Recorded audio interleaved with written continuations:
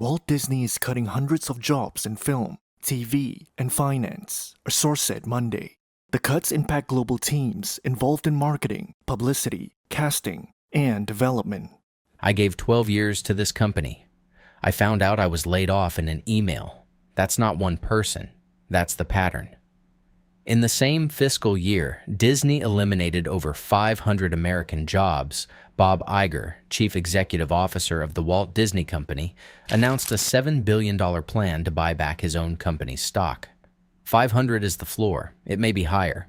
300 from corporate, HR, legal, finance, communications, gone in a single sweep in the fall of 2024. Nearly 200 more from ABC News and Disney Entertainment Networks in early 2025. 6% of that entire division. The company did not say it was struggling. It said it was operating more efficiently. That is the official spokesperson statement. That is the entire explanation offered to 500 American workers who lost their jobs. Iger has issued no direct public statement addressing the layoffs by name. No video address. No public memo that has been reported. The silence is the statement. Disney confirmed it hit its $7.5 billion cost savings target. They achieved the goal. Then they kept cutting anyway, wave after wave, year after year. And in that same fiscal year, the year hundreds of American jobs were eliminated, Disney announced the biggest stock buyback plan in nearly a decade, $7 billion, to buy back its own stock, double what Disney spent the year before, the second highest annual buyback in company history. Peak Disneyland ticket, $224. Magic Kingdom, $209.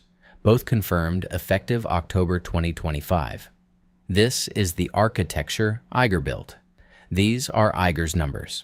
But Disney's FY 2025 net income, $12.4 billion, up from $5 billion the prior year. FY 2026 cash from operations projected at $19 billion. The buyback, $7 billion, funded entirely by free cash flow.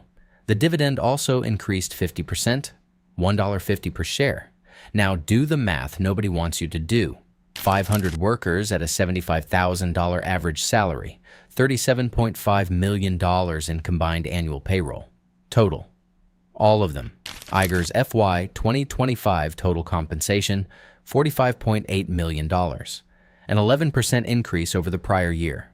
What Iger earned in one fiscal year exceeds the combined annual payroll of every single person eliminated.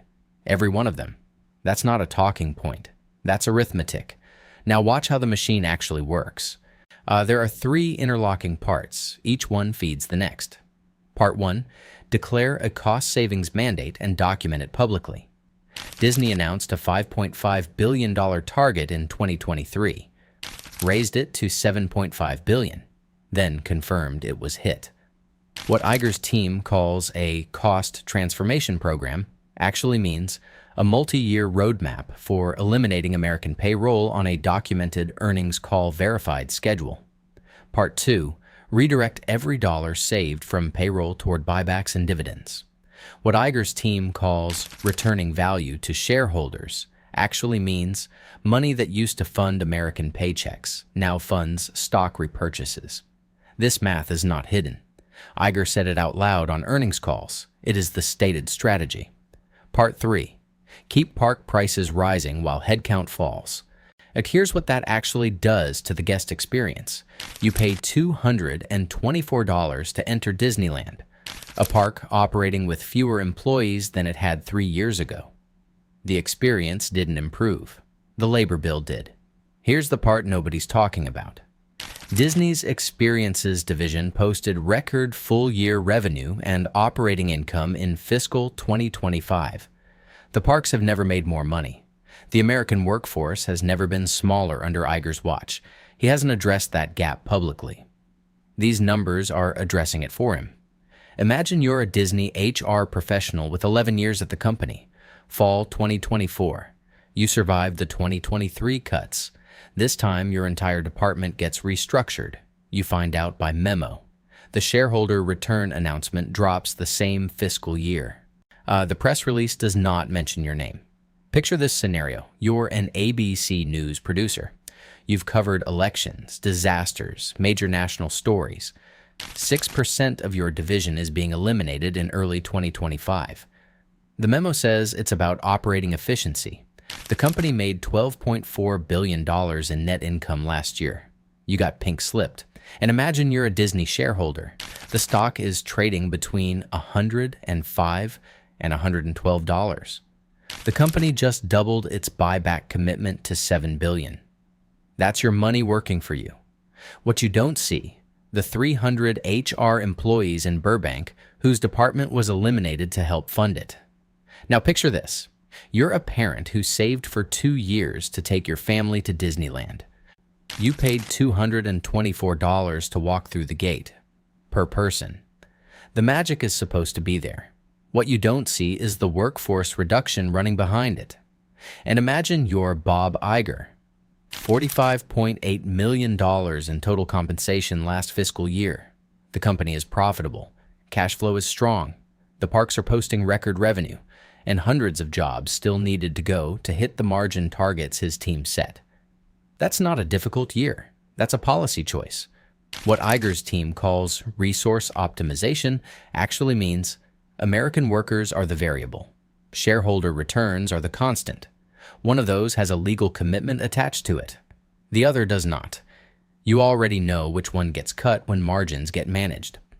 Disney's domestic workforce has been shrinking for 3 straight years under Iger's tenure. 7,000 jobs in 2023, additional waves in 2024 and 2025. The company kept saying the restructuring was over. The restructuring kept happening. What Iger's team calls recalibrating the cost structure actually means the people who run the HR calls, manage the communications, produce the news, and staff the finances are not strategic assets in this model. They are overhead to be reduced. Overhead that got reduced while net income hit $12.4 billion and the buyback doubled. Disney's official response to the layoffs remains the spokesperson's statement. We continually evaluate ways to invest in our businesses and more effectively manage our resources and costs. Not one word about the people. Now, what Iger's team calls investing in our businesses actually means the investment is going to stock repurchases and dividend payouts, not to the workers who were shown the door. Disney is not in financial trouble. Nobody is claiming distress. The company posted $94.4 billion in revenue in FY 2025. These are not the numbers of a company cutting jobs to survive. These are the numbers of a company cutting jobs to optimize margin. That is a different thing. But for the employee, the outcome is identical. Profitability is not the same as accountability. Now here's what comes next, and you need to watch this closely. Josh D'Amaro officially takes over as CEO on March 18, 2026. His first earnings call will be the first data point. Now watch whether D'Amaro reaffirms the $7 billion buyback or signals any shift in posture toward the American workforce. Watch whether the layoff count across Disney's divisions continues to climb in 2026 or stabilizes. Watch domestic park attendance data through spring 2026. Specifically, whether price-sensitive families begin showing any measurable decline in booking pace. That would be the first signal that Iger's margin strategy has a ceiling the math didn't account for. What Iger's team calls shareholder value creation actually means the decades-long obligation to American workers who built this brand has been repriced as optional overhead. And Iger approved that repricing while earning more in a single year than the combined annual payroll of every employee eliminated in this cycle. But Iger's contract runs through the end of 2026. He will receive the benefits of the architecture he built, the compensation, the buyback lifted share price, the legacy, and then hand the controls to D'Amaro. What the incoming CEO inherits: a profitable company, a depleted domestic workforce, record park prices, and the open question of whether any of it changes. Watch what D'Amaro says first, and watch even more carefully what Iger's successor chooses not to change.